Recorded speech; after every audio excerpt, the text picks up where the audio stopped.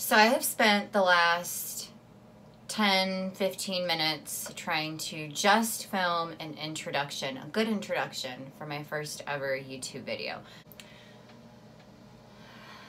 And every time I filmed it, I start the video off being like, "Hi guys," and it's just not working out. So I'm just gonna get right into it. Today we're going to be talking about brushes, makeup blenders, so beauty blenders, silicone blenders, and what those different tools do, what different looks they achieve, and how they really blend your makeup. Purpose of doing this video first is because I feel like if we're gonna be doing all these tutorials, I want you guys to know what I'm using and why I'm using it, as opposed to just guessing. So I think this would be a great first trial video. Different brushes do different things. So with that being said, I prefer to use synthetic brushes over brushes that are made of goat hair because I like a more full coverage, and I like to use as much product as possible, in the sense of I don't like to apply product on my brush and then have the product completely absorbed by the brush. So the goat hair brushes really absorb product. So like when you put foundation on a brush that's made out of goat hair, it's really going to absorb it. There's nothing wrong with using a brush like that. You're just going to achieve a much different look as opposed to using a brush that's synthetic. A goat hair brush is going to give you more of a sheer look, whereas if you use a synthetic brush, you're going to be able to just take that product and apply it onto your face. It's not going to absorb it as much. I also like synthetic brushes better because I think they're so much softer and they just feel so much nicer on your skin. The brushes that I am using right now come in a little case like this, and you open them up and they look like this. I got these from Amazon. I would like to eventually upgrade into Morphe and Sigma brushes and be all fancy, but I think these work great right now, so I'm going to use them. I think they were like 30 bucks on Amazon, and they literally include everything that you're gonna need. When buying brushes, I think that your best bet is to buy a kit, because a kit will typically contain everything that you need to apply your makeup. I think that's just a lot easier than going to the store and trying to figure out, oh, what brush do I get for eyeshadow? What brush do I get for my foundation? It can just get too complicated, too overwhelming. So I think the best way to go about it is to just get a kit and save yourself a lot of time and trouble. So the first brushes I'm going to talk about are the brushes I use for my eyes. And there are a few. This is the brush that I use to blend. A good blending brush is going to be really fluffy, and it's going to be a little larger than the other eye brushes that you use. I really like this one because it helps to kind of even out any harsh edges and really blend your eyeshadow nicely onto your eye. I like to use a lot for my eyes is this guy. And this brush is great for under the eyes. I personally like to use this to apply underneath the eye. I feel like it's just the most precise and it gives me the look that I want. I just dropped something. Other brush I use is this brush. I'm trying to show you guys the best that I can what these look like without looking cross-eyed and looking at them like this. But this one is what I use to cut crease. Oh my god. Meaning I use it to apply concealer onto and then onto my eye and cut the crease, if you will. I use this brush to kind of smoke everything out. It's much smaller, so it helps get the eyeshadow underneath that initial coat. Typically, if I'm applying several different eyeshadows, I always go from light to darkest, so I will use this for the darker colors. when I'm blending the eyeshadow. It doesn't hurt to use it underneath your eye either. If you're doing like a smoky eye, this is, I think, a good tool to smoke out the eye.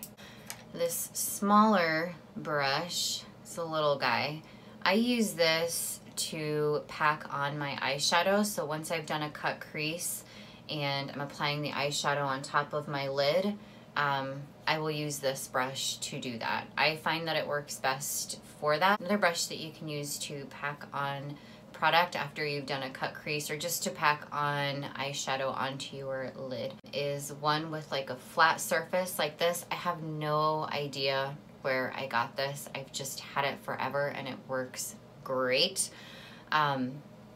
That's what it looks like. That's a really good eyeshadow brush. As you can see, it has that flat surface. So that's going to be really good for applying the eyeshadow. Then we get into a couple more brushes. So these also are not included in the set. However, I think they're really important to have. This brush is what I use to apply gel liner. As you can see, this guy is really thin. It has a really flat top and it kind of comes out at a point, so it helps to get that nice wing, helps to get that nice winged eyeliner look. I got this brush at Sephora, so I just purchased this individually. And then the other brush that I want to talk about is the eyebrow brush from Anastasia Beverly Hills. This is great if you are using a gel to fill in your eyebrows. I use this with my dip brow, and this part you basically use to brush out your eyebrows, and this is what you use to fill them in. Again, it has a really flat top and it has kind of like a point to it, so it works great in getting those really precise lines when you're doing your eyebrows. Now, the kit that I showed you does include this guy, but I seldom use this. The only time I really use this is if I apply false lashes and for some reason they get some fluff in them or dust or whatever the case. I'll use this to kind of brush them out. Otherwise, I don't use this a whole lot. These three brushes I use for several different things. So this brush I use as a concealer brush. I will apply concealer to my eyes as a primer, and I'll use this brush to blend it. I will use this brush to blend it. That's what that looks like. I want to hold it up against these other two brushes so you kind of see difference in size. Difference between this one and this one is that this one's a little bit more dense, which I like when applying concealer. I feel like it just blends easier and it applies the product nicer. This brush is more fluffy, so what I use this brush for is after I have the concealer on my eye. Again, this is when I'm priming my eyelid before I put on eyeshadow.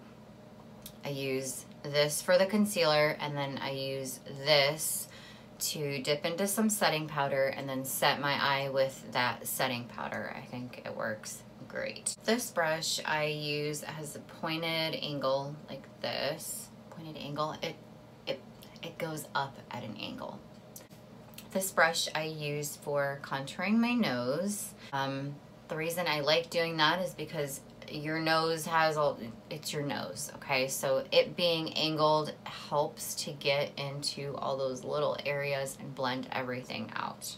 These are going to be our contouring brushes. I'll kind of do different things. They have flat tops, as you can see, at least, sorry. These two have flat tops, as you can see. So what these help with if you're contouring is to get that nice chiseled effect. I like to use this to actually apply the contour cream, and then I like to use this to blend everything out. You can use this to contour alone, or you can use this to contour alone, but I kind of like to use them interchangeably or use them, you know, both at the same time to do different things. You You can also use this to contour. I don't think it works as nicely as the angled brushes, but you'll see this brush in the kit because it is an option to use for contouring to kind of do the same thing to give you that chiseled effect. So you have cheekbones for days. This brush I don't use to apply foundation with ever. I mean, it looks like a paintbrush and it kind of does just that on your face. It paints the foundation on there. I don't love using this brush as a foundation brush because it moves the product around. It doesn't set it on there nicely. It literally just moves everything around. I do, however, use this brush, but I use it to apply face masks. I think it works great for face masks, so don't throw it away. Still use it. It has a use. These 3 brushes are going to be the bigger brushes in the set. I use this one as the powder brush to set my face with setting powder. It works great. It's big. You can get your whole face. Wonderful. And it's super soft, which is nice. The thing I hate more than anything is using a brush that's like really rough on your face. This is the blush brush, say that 5 times, blush brush, that I use to apply brush. As you can see, it's different than the powder brush because it kind of goes up at an angle. And then this brush is just a little smaller than the powder brush, but this is the one that I use for bronzer. In addition to this kit, which I think is a great starter kit, it's really inexpensive and I think it works great. I do have some brushes from Tarte Cosmetics that I use for contouring. And then I have some brushes that I've just purchased on my own that weren't in the kit that I use. So the Tarte brushes, sorry, they're dirty, whatever, let me live, look like this. So this one's for concealer, this one's for highlighter, this one is to bronze, this one's powder, and this one's foundation. I do use this one for foundation. I think it works great.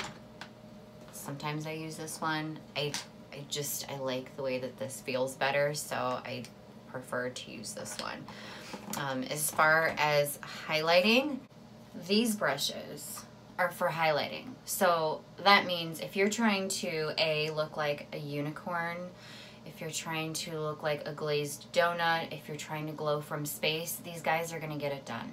So beauty blenders, like brushes, come in all kinds of shapes and sizes. I like to use beauty blenders when my skin is extra dry and I want more of a dewy look, or if I just want a dewy look in general. They look like this, or like this, or sometimes like this. But basically what it is a sponge. And how you use a beauty blender is you'll want to soak it in water first, and then you'll want to drain it just like you would a regular sponge. And then you will apply your foundation. You can either apply your foundation directly on your face or on the beauty blender. It'll give you that dewy, moisturized look. Because it's wet and you're applying it on your face, it's going to give you that moisture.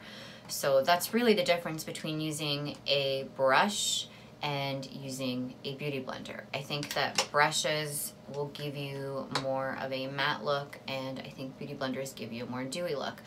Now, if you use different foundations, different skin products, you have a different skin routine, obviously that's going to affect how shiny or matte your skin is. But for the purpose of talking about beauty blenders versus brushes, that is what a beauty blender does. It's going to lock in that moisture. And this little guy, such a cute little baby beauty blender. It's perfect for getting underneath the eyes. It's just small enough and it works great. Next thing I wanted to talk about is the silicone beauty blender. So I remember when I first saw this silicone beauty blender, I'm like, what the heck is this? Is this a shoe insole? What do I do with this? Is this a thing that you stuff in your bra? Like, the last thing I thought that this would do would be to apply makeup. Now, a lot of people I don't think use this, and I think that they should. I think this works great for applying foundation. Now the difference between this and a sponge is that a sponge is going to absorb the product, right? I mean, it kind of soaks everything in. It's a sponge. The silicone beauty blender literally just has the product kind of sit on top of it. So when you apply it to your face, you're applying it directly to your face. It's not absorbing anything. The nice thing about that is if you have acne-prone skin, this doesn't hoard bacteria. This is very easy to clean, and literally you're just taking the product and putting it on your face with this. I love this because this can save you so much foundation. Brushes, even synthetic brushes, will still absorb your foundation, your concealer, whatever. This isn't gonna absorb anything. So you can really use like the least bit of product and it will go a long way. I got like a little trial sized foundation from Sephora, and that thing lasted me like a week and a half just using this beauty blender. So if you are looking to save on your foundation, I would apply it with this. I think it works amazing. Even if you want more of a full coverage, you just kind of gotta tap it on some more. So I think it's great for applying moisturizer. So same thing, if you want to save product as far as your moisturizer goes, I think this is a great tool to have. So that is it for the Brush and Beauty Blender 101.